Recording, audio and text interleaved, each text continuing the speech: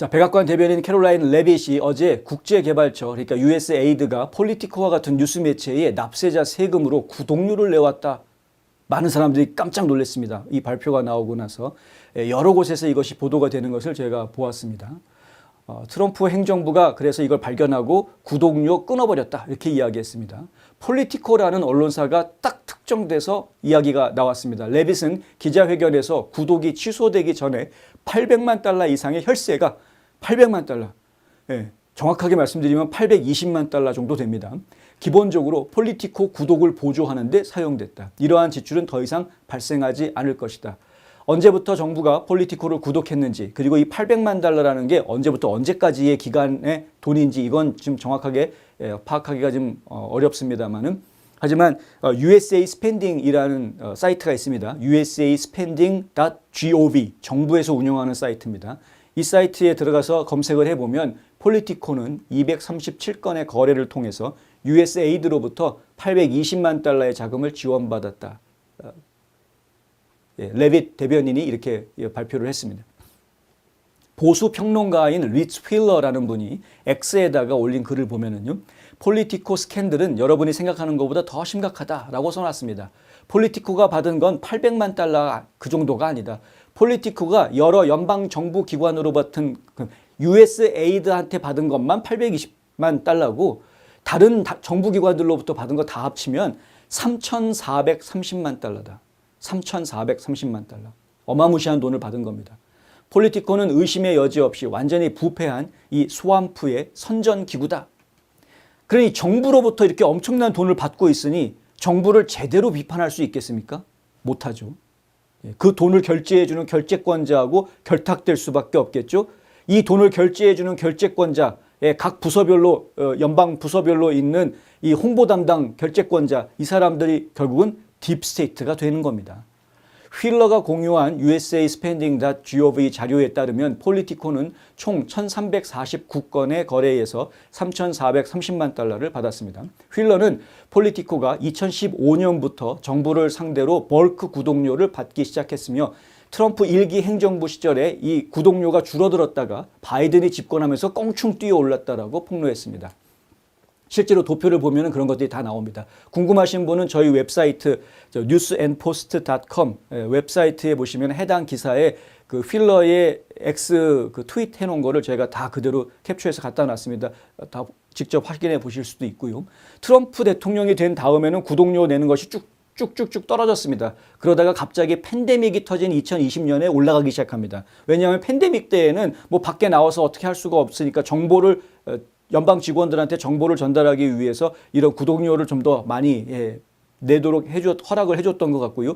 바이든이 대통령이 되고 난 다음엔 계속해서 쭉쭉쭉쭉 올라갑니다. 어마무시하게 올라갑니다. AP와 뉴욕타임즈도 이런 구독 서비스에 대한 비용을 지불받았습니다. 제가 실제로 경험해 본 바인데, 연방 정부에서 일하는 분들은 다 아실 겁니다. 연방 정부에서 일하는 직원들한테는 그 뭐 뉴욕 포스트라든가 워싱턴 포스트라든가 뉴욕 타임즈라든가 워싱턴 포스트라든가 아니면 이런 폴리티코라든가 혹은 더 힐이라든가 뭐 이러한 언론사들에 대해서 월스트리트 저널도 마찬가지고요. 갑자기 아이디를 준다고 그럽니다. 원하면은 공짜로 쓸 수 있게, 우리 연방 직원들은 공짜야라고 그러면서 아이디를 줍니다. 직원들은 아무 생각 없이 그게 공짜인 줄 알고, 정말로 공짜인 줄 알고 아이디 받아서 본인이 이제 뉴욕타임즈라든가 뭐 워싱턴 포스트라든가 이런 걸 보는 거죠. 그런데 그게 공짜가 아닌 겁니다. 그 돈이 전부 다 실제로는 지급이 되고 있었던 겁니다. 언론사들한테. 아니, 이런 대형 언론사들은 연방 정부한테서 이미 다 벌크로 계약을 해가지고 뭐 우리 연방 부서가 직원이 뭐 한 10만 명 정도 되니까 10만 명인데 한 달에 한 10불씩만 따지면은 100만 불이죠. 한 달에 100만 불, 10불씩만 하면. 이제 보통 뉴욕타임즈 같은 경우에는 정상적인 가격으로 따지면 한 달에 뭐 한 40몇 불 이렇게 부과를 할 수도 있는 상황이기 때문에 엄청 어마무시한 돈을 부과할 수 있게 되는 겁니다. 근데 이런 식으로 정부와 언론사들이 유착이 되어져 있었다라는 거죠. AP는 61만 9,968달러 받았다고 되어져 있고요. 로이터 통신은 1,360만 달러를 받은 것으로 나옵니다. USAID, 다른 연방 부서 빼고 뭐 국무부, 국방부 뭐 이런 다른 연방 부서들 빼고 USAID에서 뉴욕타임즈한테 준 것만 310만 불. 그 USAID가 BBC, 영국 언론사입니다. 영국 언론사인데 BBC에다 준 돈이 320만 달러. 예. 아니 외국에 있는 언론사들한테도 이렇게 준다. 근데 이 언론사들이 다 한결같이 뭡니까? 좌편향 언론사들입니다. 연방정부는 모든 직원들에게 무료로 특정 언론사의 유료 구독 계정 서비스를 제공하고 있습니다. 직원들에게는 혜택이었을지 모르지만 언론사를 정부가 돈으로 매수했다라는 지적이 나올 법한 수준인 겁니다. 사태는 휠러의 폭로보다 더 심각해 보입니다. 뉴스 분석가인 카일 베커가 오늘 X에 올린 게시물에 보면 미국 정부는 정부 수치에 따르면 2021년부터 홍보와 미디어 출판에 12억 달러를 지출했다. 이건 몇백만 불, 밀리언 단위가 아니고 억 달러인데 12억 달러, 1.2 빌리언 달러입니다. 어마무시한 돈을 쓰고 있는 거죠. 12억 달러를 지출을 했다. 언론이 정부의 책임을 묻지 않게 된 것도 당연한 일이다. 이렇게 써놨습니다. 그래서 부서별로 보면은 뭐 엄청납니다. 국방부가 쓴 돈이 바이든 행정부 시절에 국방부가 홍보비, 그러니까 언론사한테 나간 돈이요. 4억 703만 달러. 4억 달러. 예. 보건인적서비스부 2억 574만 달러. 총무처에서 쓴 돈만 해도 1억 5,325만 달러. 국토안보부가 쓴 거는 7,612만 달러, 재무부는 6,567만 달러, 상무부는 5,613만 달러, 농무부는 5,118만 달러, 국무부는 4,465만 달러. 나사도, 나사 아시죠? 우주항공국, 나사도 3,916만 달러를 썼습니다. 언론 홍보에. 내무부에서도 2,419만 달러를 썼다고 합니다. 바이든 행정부 때 이렇게 어마무시한 돈들을 썼으니 이거 다 합치면은요, 진짜 어마무시한 돈이 되는 것이죠. 이런 막대한 자금을 갖다가 써놓고 12억 달러라는 돈. 그러니 대형 언론사들이 바이든 정부한테 함부로 이야기할 수가 없었던, 무조건 바이든 편을 들어주는 기사를 쓸 수밖에 없었던, 처먹은 게 있으니까 뭐 이랬던 겁니다. 2021년부터 2024년까지 연간 총 홍보 및 출판 지출 규모는 매년 성장세를 보였습니다. 자, 2021년, 2022년, 2023년, 2024년, 그리고 2025년. 트럼프가 대통령이 되고는 않습니다, 이제. 트럼프가 대통령이 되고는 꼭 필요한 것만 씁니다. 이런 식으로 결탁성, 뭐 이런 거 이제 유착되는 이런 관계 이제 다 깨지는 거죠. 또 다른 보수 농객인 이 플로리다에서 활동하는 분인데 파체코 더 고스트라는 분이 있습니다. X에서 활동하는데요. 5일 X에다가 이런 글을 올렸습니다. 바이든 행정부 시절에 우리는 신문과 전기 간접물 서비스에 8억 6,841만 1,586달러를 썼다. 아주 구체적으로 숫자를 밝혔습니다. 실제 총액은 훨씬 더 많은 가능성이 있는데 아마도 4배는 더 높을 거다. 아니 8억 달러가 나왔는데 그거보다 4배는 더 높을 거다. 이런 이야기를 합니다. 백악관의 레빗 대변인은 정부 효율부 팀이 이러한 지불을 취소하기 위한 노력을 지금 현재 하고 있다라고 밝혔고요. 이것은 연방정부의 재정에 관한 한 우리가 모든 면에서 엄격하게 처신하도록 하는 정부 전체의 노력이다라고 이야기했습니다. 자, 조 바이든 대통령이 정치를 얼마나 개판으로 했는지 이제 시간이 지날수록 더 구체적으로 드러나게 되겠죠. 지금 정부 효율부에서 각 부서에다가 사람들을 집어넣어 가지고 현재 지금 부서가 쓰고 있는 비용들에 대한 그런 감사 활동을 벌이고 있고 그것을 다 들춰내면서 문제가 있는 것들을 정리하기 위한 그런 작업들이 진행이 되고 있는데 1차로는 USAID가 이제 지금 잡혀 들어간 것이고요. 자, 두 번째는 이제 교육부가 타겟이 될 것이다라는 이야기가 나오고 있는 상황.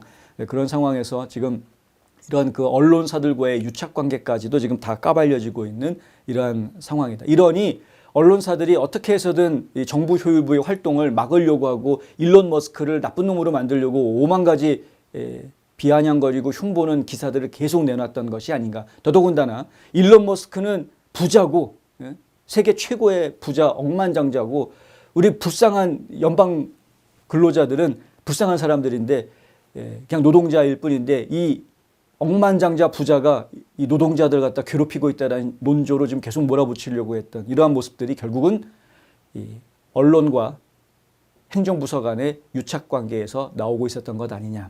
이제 이런 지적을 피할 수가 없게 된 것이죠. 대한민국도 이러한 유착관계 문제가 밝혀져야 됩니다. 대한민국도 신문법이라든가 뭐 여러 가지 신문진흥법 뭐 이런 여러 가지 법들이 있습니다. 그래서 결국은 이런 대형 언론사들을 정부에서 돈으로 계속해서 매수해왔던 게 사실입니다. 그러한 관계들 뭐 한국은 미국처럼 이렇게까지 심각하게 오염되어 있을 거라고 생각은 안 됩니다만은 근데 저희가 계속해서 요즘 듣고 있는 이야기가 있지 않습니까? 제2모 일보 같은 경우에는 중국에서부터 엄청난 돈을 받았다. 뭐 몇 천억 달러인가 뭐 하여간 천억 원인가 돈을 받았다 뭐 이런 이야기가 나오지 않습니까? 왜 그 회사가 뭐가 아쉬워서 중국으로부터 그런 거액의 투자를 받았을까? 중국으로부터 거액의 투자를 받고 난 이후에 계속해서 논조가 달라지고 있다. 예. C-모 일보도 자유롭지 않죠. 이 언론사들이 하는 행태가 뭡니까? 한국에서 중국발 돈을 받아먹은 언론사들이 하는 행태는 안보는 미국이랑 하고 경제는 중국이랑 하자 뭐 이런 애매한 이야기들을 퍼뜨리고 인식을 퍼뜨리고 그게 아주 절대 진리인 것처럼. 예. 그래서 한국이란 나라를 어떤 식으로 만들려고 하냐면 친미도 아니고 친중도 아니고 묘하게 중립국가인 것처럼 만들려고 한 그러한 역할을 해왔던 겁니다. 마치 과거에 김일성 북한 주석이 북한을 이끌어 나가는 과정에서 북한을 완전히 자기의 나라로 만들려고 하는 과정에서 러시아와 중국을 놓고 등거리 외교를 했던 것처럼 그거는 북한에서 주도적으로 그렇게 했던 거였습니다만 하지만 지금 한국을 중국이 그렇게 만들려고 했던 겁니다. 등거리 외교를 하게 미국과 중국 사이에서 한국이 중립국가처럼 이렇게 처신을 하게끔 애매하게 만들려고 하는. 왜? 그러면은 무용지물이 되어버리고 못 써먹는 물건이 돼버립니다. 한국이. 미국 입장에서 보아서는. 중립을 지키려고 하면. 예를 들어서 중국이 대만을 점령한다. 전쟁을 벌였다. 그러면은 미국에서는 그쪽으로 쫙 몰려가야 되는데 그럼 한국은 어떻게 해야 되지? 뭐 이런 상황 벌어지지 않겠습니까? 그리고 대만에 한국도 같이 갈래? 라고 물어볼 수 있는 거 아닙니까? 근데 한국이 애매하게 중립을 지키려고 그러면 미국한테는 전혀 도움이 안 되는 거죠. 예를 들면 이런 식입니다. 중국이 원했던 건 이런 겁니다. 한국이 애매한 중도가 되게 만드는 방법. 이러한 정책에 대한민국의 대형 언론사들이 조종당하고 있었다. 대한민국에 있는 대형 언론사들이 마치 그것이 한국이 잘 처신하는 것인 양 생각하게끔 국민들을 세뇌시켜왔다라는 이야기입니다.